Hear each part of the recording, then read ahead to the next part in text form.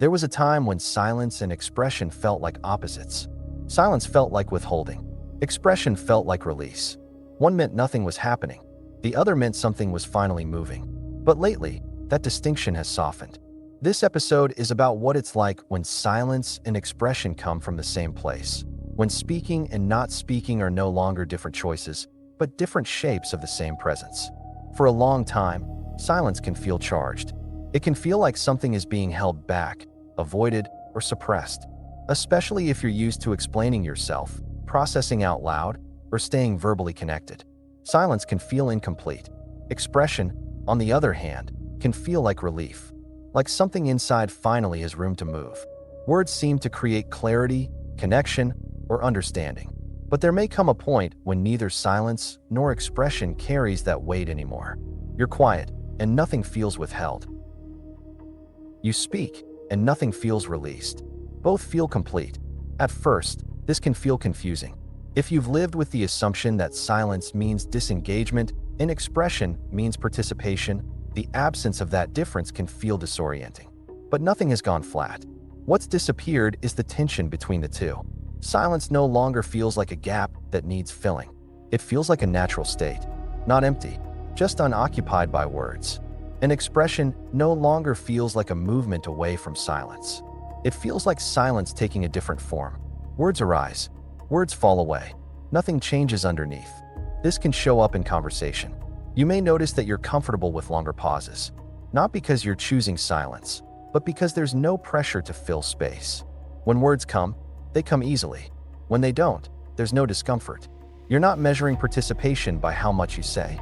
You're present either way. This doesn't mean you stop expressing yourself. It means expression is no longer compensating for silence. Silence doesn't need explanation. Expression doesn't need justification. They're not performing different roles. You may notice that this changes how you listen. You're not listening from silence waiting to speak. You're listening as silence itself. When speech arises, it's not breaking silence. It's emerging from it. And when it ends, silence resumes without interruption. There's no sense of switching modes. This episode isn't about cultivating silence or valuing quiet over speech. It's noticing that both are movements of the same underlying stillness. That stillness isn't passive. It's alive. It holds sound and quiet equally. You may notice that your relationship to thought shifts here too. Thoughts arise without commentary. They don't require expression to be resolved. You don't feel the need to speak them out loud or even internally. They pass the same way sounds pass. This can feel deeply settling. There's no urgency to translate experience into language. No need to make sense of what's happening through words. Understanding isn't coming from explanation. It's coming from presence. You may also notice that emotions behave differently.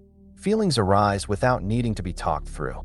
You don't need to name them to allow them. Silence doesn't block them. Expression doesn't manage them. They move on their own.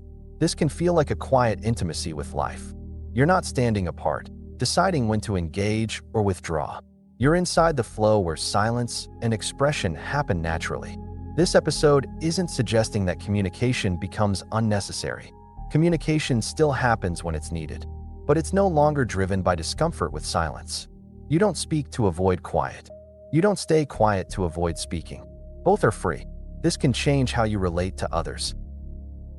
You may find that conversations feel simpler, less performative, less filled with filler words. You say what's needed. You don't say what isn't, and neither feels lacking. You may also notice that this applies inwardly.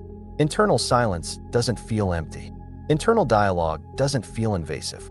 Thoughts come and go inside a larger quiet that isn't disturbed by them. This isn't something you maintain. It happens naturally when there's no longer a need to manage experience. Silence and expression being the same doesn't mean they blur into sameness. It means neither is privileged. You're not trying to be silent. You're not trying to express. You're responding. This can feel like a deep kind of rest. You're not monitoring how much you speak.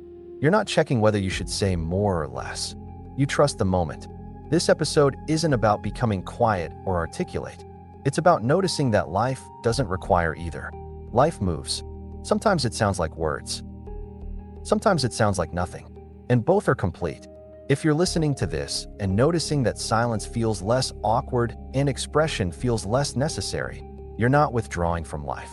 You're meeting it without division. If these reflections feel like something you can return to, you're welcome to stay. Liking the video helps it reach others who may feel uncomfortable with silence or pressured to express. And if you want to keep a steady space like this available, you can subscribe, not for instruction, but for companionship. If someone you care about seems quieter or more natural in how they speak and listen, you're welcome to share this with them, only if it feels right. Silence isn't the absence of expression. Expression isn't the absence of silence. They're the same movement, appearing in different forms. And nothing needs to be added,